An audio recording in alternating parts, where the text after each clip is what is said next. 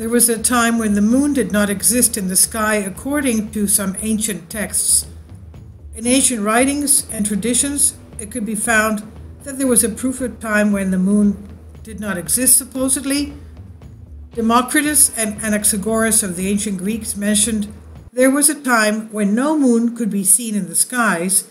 In the describing the story, the history of the Greek region of Arcadia, that's in the Peloponnese, Aristotle writes that the Pelasgians lived in an area since very old times, at the time when the moon did not exist. Apollonius, who was from Rhodes, mentions something similar, again in ancient Greek. He talks about the time when not all of the celestial objects existed in the sky before the time of Deucalion, that's the time before Noah, and Pyrrha's generation, before the deluge, the great flood, the cataclysm, when the moon did not exist, and the only humans that existed were the Pelasgians living on the mountain of Arcadia, a region of Greece. And by the way, that's the area of where we have Sparta, where the tribe of Dan was to be found, according to the Maccabees of the Old Testament. Now, these inhabitants of Arcadia were also known as Prosellenes, meaning those that were there before the moon. That's a Greek word. Prosellenes, those that existed before the moon. In Plutarch's work, Morals, we found the following. Quote, there were Arcadians of Evandor's following, the so-called pre-lunar people, end quote.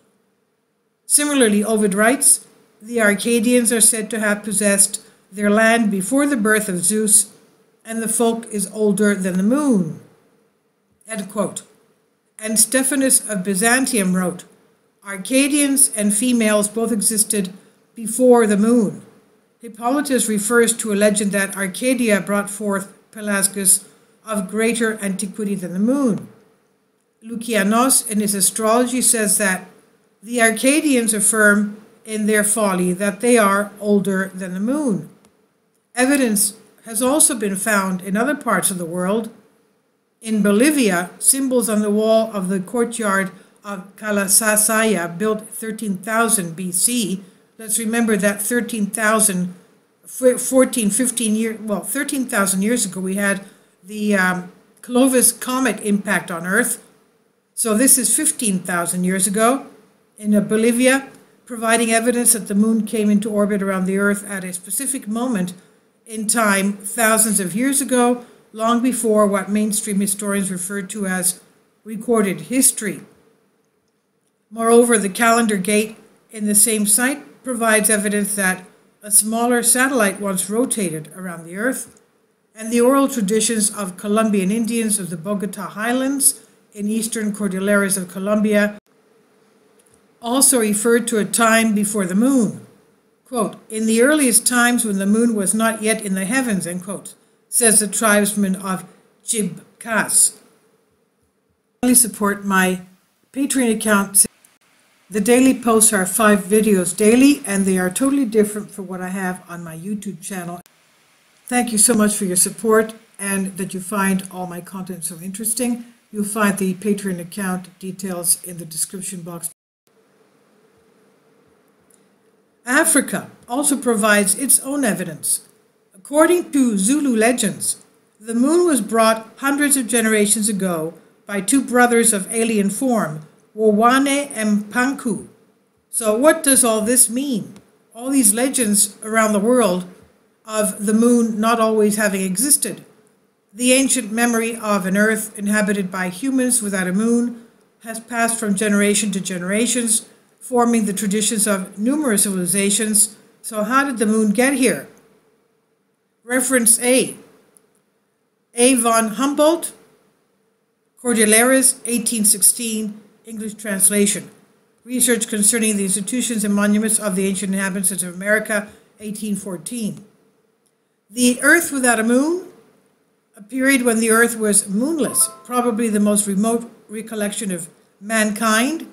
Democritus and Anaxagoras taught that there was a time when the Earth was without a moon, and Aristotle wrote that Arcadia in Greece, the Peloponnese, as we said, before being inhabited by the Hellenes, had a population of Pelasgians, and that these Aborigines occupied the land already, the natives occupied the land already, before there was a moon in the sky above the earth, and for this reason they were called Pre-Lunar or Proselenites, Proselines. Apollonius of Rhodes mentioned the time when not all the orbs were yet in the heavens, before the Danai and Dephkalion. Dephkalion means the man of good omen in Greek, which is the same as Noah of the Old Testament. These races came into existence, and only the Arcadians lived, of whom it said that they dwelt on mountains and fed on acorns before there was a moon. Plutarch also wrote in the Roman Questions, there were Arcadians of Evandar's following, the so-called pre-lunar people. Similarly wrote Ovid, saying the Arcadians are said to have possessed their land before the birth of Jove, meaning Zeus, or Jove, I don't know, some people call him Jehovah, Jove. The folk is older than the moon. Hippolytus refers to the legend that Arcadia brought forth Pelasgus of greater antiquity than the moon. And Lucian in his astrology says that the Arcadians affirm in their folly that they are older than the moon. Censorinus also alludes to the time in the past when there was no moon in the sky, and some allusions to the time before there was a moon found in the scriptures. In Job 25:5, the grandeur of the Lord who, quote, makes peace in the heights, end quote, is praised, and the time is mentioned, quote, before there was a moon and it did not shine, end quote. Also in Psalm 72:5 it said, thou wast feared since the time of the sun and before the time of the moon, a generation of generations. A generation of generations means a very, very long time.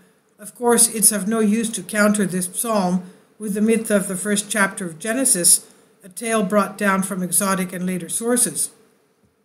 The memory of the world without a moon lives in oral tradition among the Indians of Bogota Highlands in the Cordilleras of Colombia, who relate some of their tribal reminiscences to the time before there was a moon, saying in the earliest times when the moon was not yet in the heavens, according to the tribesmen of Chibcas. There are currently 3 theories of the origin of the moon. 1, the moon originated at the same time as the earth, being formed substantially from the same material aggregating and solidifying. 2, the moon was formed not in the vicinity of the earth, but in a different part of the solar system and was later captured by the earth. 3, the moon was originally a portion of the terrestrial crust and was torn out, leaving behind the bed of the Pacific. All 3 theories claim the presence of the moon, not an orbit around the earth, but for billions of years. Mythology can supply each of these views with some support. Genesis 1 for the first view, the birth of Aphrodite from the sea for the third view, Aphrodite's origin in the disruption of Uranus and also the violence of the sun, according to the Babylonian moon, seems to support the second view. Since mankind on both sides of the Atlantic preserved the memory of the time when the earth was without a moon, the first hypothesis, namely of the moon originating simultaneously with the earth and its vicinity, is to be excluded, leaving the other 2 hypotheses to compete between themselves. And we've seen that the traditions of various people worldwide offer corroborative testimony to the effect that in a very early age, but still in the memory of mankind, there was no moon accompanying our earth. Since human beings already populated the earth, it's improbable that the moon sprang from the earth. There must have existed a solid lithosphere, not a liquid earth. Thus, while I don't claim to know the origin of the moon, I find it more probable that the moon was captured by the earth, and such an event would have occurred as a catastrophe. If the moon's formation took place away from the earth, its composition may be quite different. There's no evidence to suggest whether the moon was a planet, a satellite of another planet, or a comet at the time of its capture by the earth. Whatever atmosphere it may have had was pulled away by the earth by other contacting bodies or dissipated in some other way. So since the time of the moon began to accompany the earth, it underwent the influence of contacts with comets and planets that passed near the Earth in subsequent ages. The mass of the moon being less than that of the Earth, the moon must have suffered greater disturbances in cosmic contacts. During these contacts, the moon was not carried away, and this is due to the fact that no body more powerful than the Earth came sufficiently close to the moon to take it away from the Earth for good. But in the contacts that took place, the moon was removed repeatedly from one orbit to another. The variations in the position of the moon can be read in the variations in the length of the moon. The length of the moon repeatedly changed in subsequent catastrophic events, and for these three exists a large amount of supporting evidence. In these later occurrences, the moon played a passive role, and Zeus in the Iliad advised Aphrodite to stay out of battle, in which Athena and Ares, that is Venus and Mars, were the main contestants.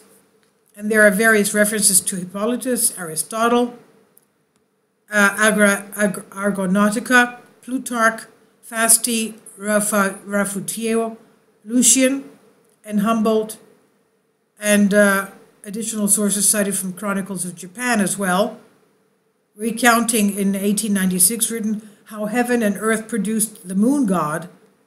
The Kalevala of the Finns calls a time when the moon was placed in orbit, according to rune 335. This is by Humans Are Free. Please leave your comments. Thank you for your support.